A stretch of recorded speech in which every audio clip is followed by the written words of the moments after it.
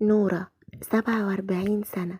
الشيطان اتمكن منها وسيطر عليها وخلاها تشوف ان اهم حاجة في الدنيا هي متعتها. مش مهم المتعة دي ازاي او فين، بس المهم انها تتبسط وتحس بمتعة وخلاص. وبقت تعمل حاجات كتير مش مظبوطة، ما كانتش حتى بتحترم الراجل اللي هي متجوزاه، وكانت مغيبة تماما ومش دريانة هي بتعمل ايه. وكل ده بسبب واحد، عشان تشبع رغبتها الجنسية. فبقت تعمل كل حاجة تتخيلها او ما تتخيلهاش عشان تحس بمتعة وتكون مبسوطة. مش مهم بقى المتعة دي هتوديها لفين، بس المهم ان هي تبقى مبسوطة. عاشوا مع بعض سنين طويلة وما خلفوش، ما كانش معاهم اولاد خالص. وطبعا الحمد لله انه ما خلفش منها اصلا، وهنعرف ليه. تبتدي القصة من هنا. في سنة 2019، يعني من حوالي 6 سنين، صباح كانت حاسة بالملل الشديد في حياتها، خصوصا ان جوزها دايما كان بره في الشغل، وكان طبعا مطحون عشان لقمة عيشه، وما كانش بيقعد معاها غير وقت قليل. حتى لما كان بيرجع البيت، لما كانت بتطلب منه العلاقة الزوجية، ما كانش بيبقى قادر خالص، وما كانش قادر ينفذ لها كل الطلبات اللي هي عايزاها بالشكل اللي يرضيها، لان هي كان ليها احتياجات معينة في العلاقة. وطبعا ده كان بسبب ان هو كان سنه كبير، والسبب التاني ان هو كان بيجي من الشغل تعبان جدا. الموضوع ده سبب ليها أزمة نفسية كبيرة جدا، لأن ما كانتش بتلاقي احتياجاتها، وخلى عندها فراغ عاطفي. تفتكر بقى نورة تعمل ايه عشان تكسر الملل ده؟ ومن هنا بدأ الشيطان يدخل لها. بدأت ان هي تفتح الفيس وتدور على متعتها، لحد ما في يوم اتعرفت على شاب كان عنده 30 سنة من محافظة الجيزة. قعدوا يتكلموا مع بعض فترة طويلة، وصباح حكيت له عن كل تفاصيل حياتها، وقد ايه ان هي عايشة مع جوزها في ملل، وان هي مش مبسوطة معاه، وحاسة معاه بفراغ عاطفي لانه مش قادر يلبي احتياجاتها الجنسية. طبعا الشاب ده لما صدق ان نورة قالت له كده، واستغل الموضوع ده أبشع استغلال، فبدأ ان هو يحكي معاها ان هو كمان بيعاني من نفس الموضوع، وان هو مش قادر يتجوز لحد دلوقتي بسبب الظروف. ويعدي شهر واتنين، ويعرفها على 2 زمايله، ويدخلوا في شات جماعي يتكلموا مع بعض كل يوم. لحد ما في يوم من الأيام نورة طلبت منهم ان هما يعملوا معاها علاقة جنسية، هما التلاتة. وابتدت ان هي تقول لهم انها تعبانة جدا، وان محدش هيقدر عليها والكلام ده بقى، وان هي بقى محرومة وكده. واتفقت معاهم ان هي هتروح لهم الجيزة. طبعا هي كانت من اسكندرية، قالت انها هتسافر لهم وتقابلهم هناك.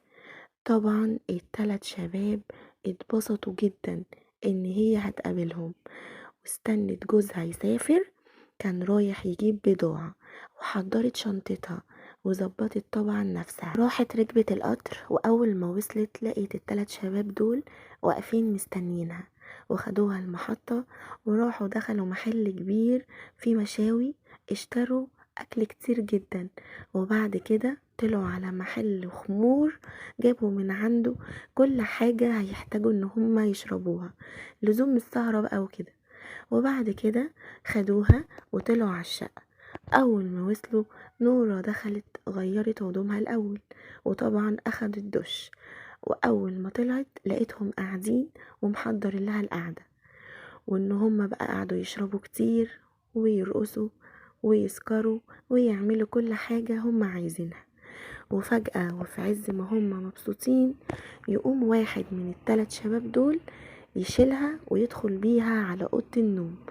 طبعا هي كانت محرومة جدا، والشاب ده كمان كان محروم، لأنه بقاله كتير ما لمس واحدة، وفي نفس الوقت هو ما كانش متجوز. وطبعا للأسف كان واخد منشطات كتير جدا. وفعلا دخلوا الأوضة وحصلت بينهم العلاقة وطولوا فيها جدا. وطبعا اتنين الشباب التانيين كانوا قاعدين برا مستنيين ان كل واحد ياخد دوره. وطبعا كل واحد فيهم عايز يثبت للتاني ان هو احسن منه وان هو اكتر حد هي اتبسطت معاه. وبعد ما خلصت الساعة طلع الشاب ده من الأوضة، راح بقى الدور على الشاب التاني.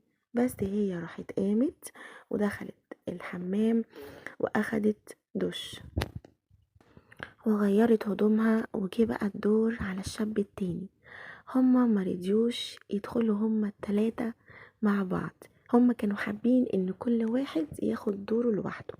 طبعا هي كانت تعبت قوي من المرة الاولى، فقالت ان هي تاخد راحة. قعدوا يشربوا تاني ويرقصوا ويتبسطوا لحد ما الشاب ده راح خدها وشالها ودخل بيها على الأوضة. نفس الكلام اللي حصل مع الشاب الأولاني، برضه هو مش متجوز وعنده كبت رهيب وطاقة رهيبة جدا، وحصل برضه بينهم العلاقة. جت بقى نورة من كتر النشوة اللي هي كانت فيها اغمى عليها. قعدوا يفوقوا فيها كتير جدا لحد ما فاقت وقالت لهم ان هي خلاص مش قادرة تكمل ونكمل وقت تاني. دخلت خدت دش لتالت مرة وغيرت هدومها، بس قالت لهم انا فعلا تعبت قوي ومش هقدر ان انا اعمل اي حاجة تاني النهاردة، لان هي اتعرضت لعنف جنسي كبير جدا. بس طبعا الشاب التالت كان قاعد وكان متضايق جدا عشان عايز ياخد دوره، بس هم قالوا له بلاش عشان هي اغمى عليها وتعبت.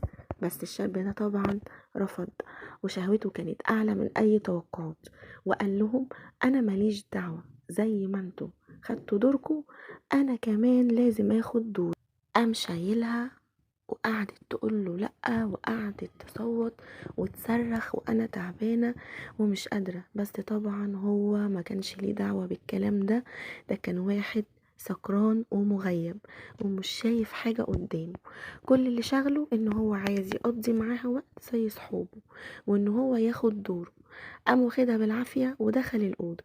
بس المرة دي كانت مختلفة عن المرتين اللي فاتوا، لأنه هو يعتبر كان بيغتصبها، لأنه ما كانش بمزاجها. طبعا هي ما كانتش عايزة لأنها كانت مرهقة جدا وتعبانة، وهو طبعا كان سكران ومش شايف قدامه غير ان هو لازم ان يعمل العلاقة دي بأي طريقة، وان هو عايز يفرغ طاقته الجنسية دي.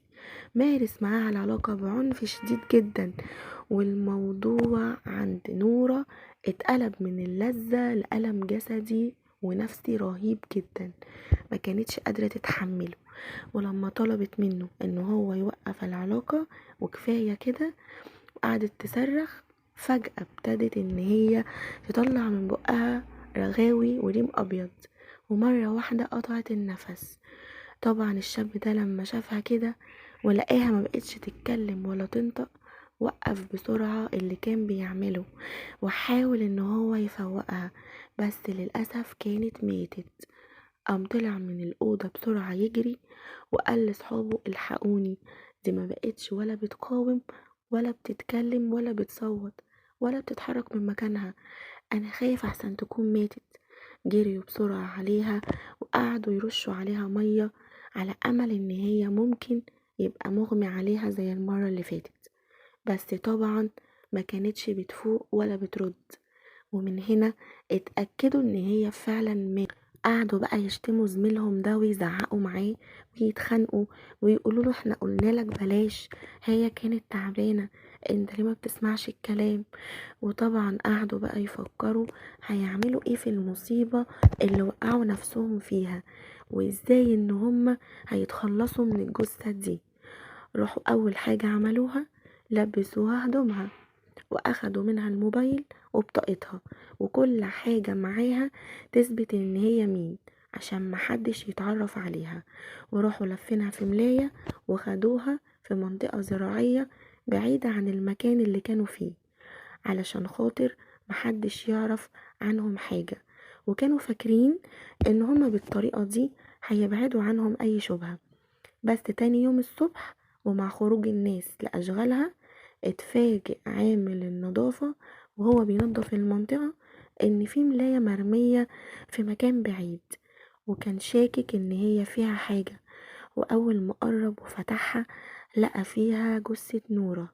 راح بلغ الشرطة، وجت قوة من مركز الشرطة للمكان ده عشان يشوفوا الجثة دي، ولقوها طبعا لواحدة في آخر الأربعينات وكانت لابسة هدومها. خدوها وبدأوا التحريات، وقعدوا ان هما يبحثوا عن اي خيط يوصلهم بشخصيتها، بحيث يعرفوا هي مين ومين اللي ممكن يكون عمل فيها كده وايه السبب وراه.